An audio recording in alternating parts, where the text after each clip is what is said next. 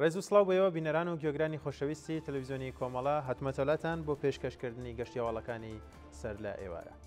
سەرتاش بە سەردێڕی چەند هەواڵێک دەست پێ دەکەین. ئازادی کاتی دوو هاوڵاتی دەست بە سەرکراوی خەڵکی شاری مەریوان. راپۆرتێک لەسەر زیانە گیانیەکان بەهۆی ڕوودانی ڕووداوی هاتوچۆ لە پارێزگای کرماشان. درێژکردنەوەی ماوەی ئۆپراسیۆنە سەربازیەکانی تورکیا لە باشوور و ڕۆژاوای کوردستان. گیان لەدەستدان و برینداربوونی چوار کرێکار لە ئێران لە سێدارەدانی نۆ بەندکراو لە زیندانەکانی ڕژێمی کۆماری ئیسلامی.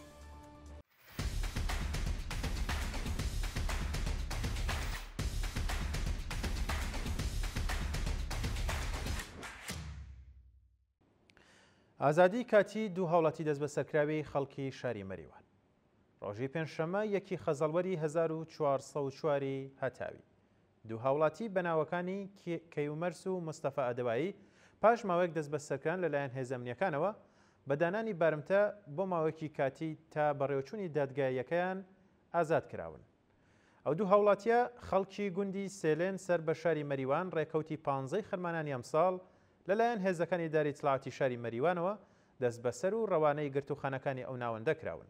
شایانی باسە سەرەڕای بە دوواداچوونەوەی بنەماڵەکەیان و چالاکانی مەدەنی لە سەردۆخی تەندروستی و شوێنی ڕاگررتنیشیان تا کاتی داخوازی ناوەندە قەزایەکان بۆ دانانی بارمتە بەمبەستی ئازادی کاتی ئەو دوو دەست بەسەر کراوە.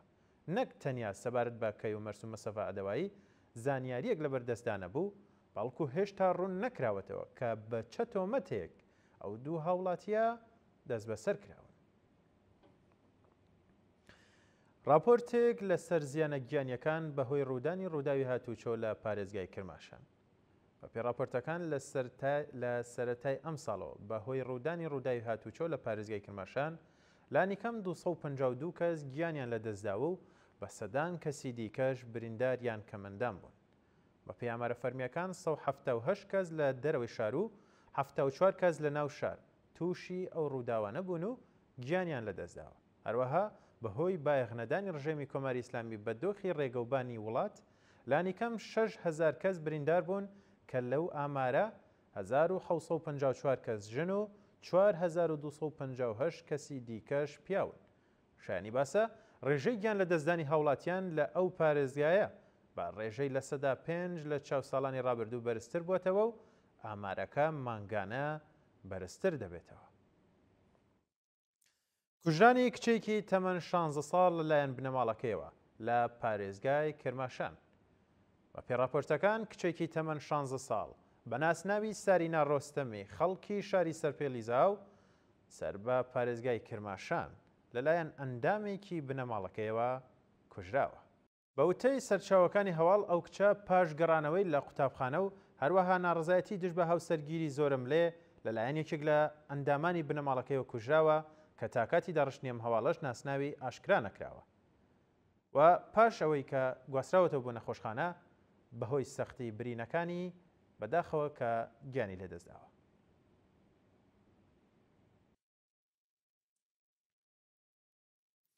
ڕادەستکرانی تەرمی سامان محەممەدی خەیارە بە بنەماڵەکەی پاش 20 ڕۆژ لە ئێعدامکرانی.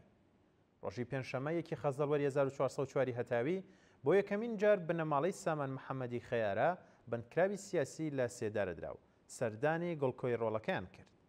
ناوبراو مانگی ڕێبەندانی ساڵی 1380 هەتاوی کاتێک تەنیان 19 ساڵ تەمەنی بوو لەلایەن لقی 15 دادگای انقلابی ڕژیمەوە بە تۆمەتی چالاکی چەکداری دژ بە ڕژێمی کۆماری ئیسلامی و بەشداری لە گروپەکانی دژ بە ڕژیم حکمی سێداری بەسەردا سەپێنرا.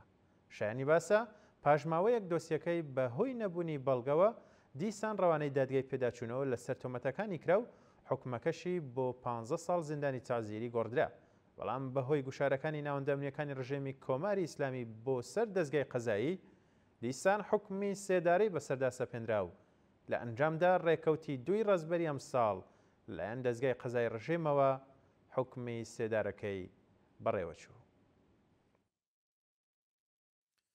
مانگرتنی بەندکراوێکی سیاسی کورد لە زیندانی سەقس. بە پێڕاپۆرتەکان بێهزاد ڕەسوڵی بەندکراوی سیاسی کورد و ڕاگیرە و لە زیندانی ناوەندی شاری سەقس دژ بە گوشاری ناوەندەمنیەکان و بایەخنەدان بە ڕەوەندی دۆسیەکەی مانی لە خواردن گرتووە. ناوبراو ڕۆژی شەممە 4 گەلاوێژی ئەمساڵ لەلایەن هێزە ئەمنیەکانی ڕژێمی کۆماری ئیسلامی لە شاری ئیسفەهان دەست بەسەر کرا و بۆ ماوەیەکی زۆر لە گرتوخانەکانی ئەو ناوەندانەدا لێپرسینەوەی لێکراوە و ئەشکەنجە دراوە.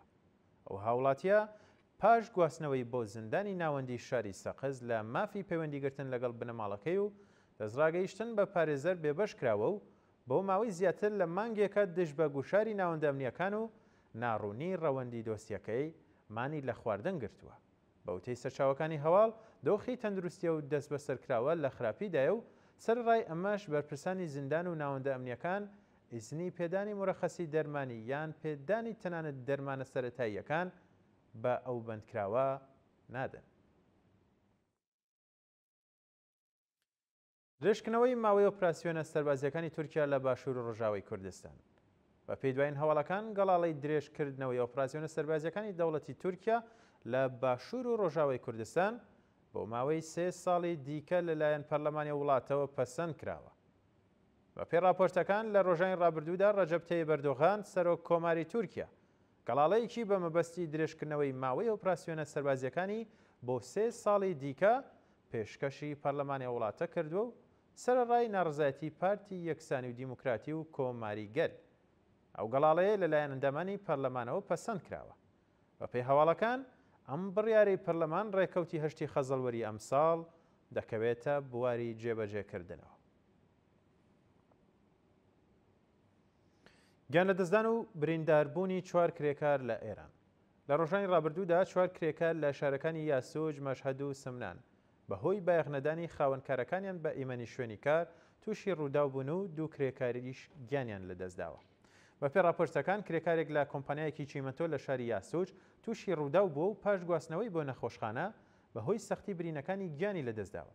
هەروەها 2 کرێکاری ئاگر کوژێنەوە لە سمنان بەهۆی نەبوونی ئیمکاناتی پێویستی کوژاندنەوەی ئاگر و هەروەها لە خوارەوەبوونی کوالەتی کەلوپەلەکانیان بریندار بوون. هاوکاتیش کرێکارێکی بیناسازی لە شاری مەشهەد بەهۆی نەبوونی ئیمەنی شوێنی کار و کەوتنە خوارەوەی لە بەرزایی گیانی لەدەستداوە و تەرمەکەی ڕادەستی بنەماڵەکەی کراوەتەوە. دوایین هەواڵ لە سێداردانی نۆ بەندکراو لە زیندانەکانی ڕژێمی کۆماری ئیسلامی. لە ڕۆژانی ڕابردوودا نۆ بەندکراو لە زیندانەکانی ڕژێمی کۆماری ئیسلامی لە کوردستان و ئێران بە تۆمەتی کوشتنی بانقەست و پەیوەندیدار بە مادە هۆشبەرەکان لە سێدارە دراون. بە پێی راپۆرتی ڕێکخراوەکانی مافی مرۆڤ 3 بەندکراو بەناوەکانی مەحموود شەفیعی، ئیبراهیم عەزیزی و خەسرۆ وەفادار بە تۆمەتی پەیوەندیدار بە مادە هۆشبەرەکان لە زیندانەکانی گۆرگان، بیرجەند و قۆم ئیعدام کراون. هاوکات 6 بەندکراوی دیکە بەناوەکانی وەحید سەلحەشور و سوبحان زەمانی، غوڵام نەعیمی، نور محەممەد شاملو، سامان تاڵبی و ساسان لورستانی بە تۆمەتی کوشتنی بانقەز لە زیندانەکانی گۆرگان، قزل حەساری کەرەج، بەم، ئیسفراین، دەستگرتی ئیسفەهان و کرماشان لە سێدارە دراون.